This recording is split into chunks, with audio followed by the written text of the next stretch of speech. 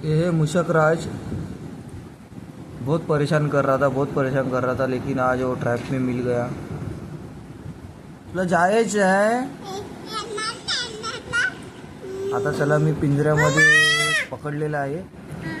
भरपूर दिवसापासून घरामध्ये तो नासधूस करत होता, पण शेवटला गणपतीचं वाहन त्याला खायला दिला पाव. आता त्याला बोला खा वगैरे पाव, आणि नंतर मग मी त्याला बाहेर नेऊन सोडून देईल. त्याला मारणार नाही.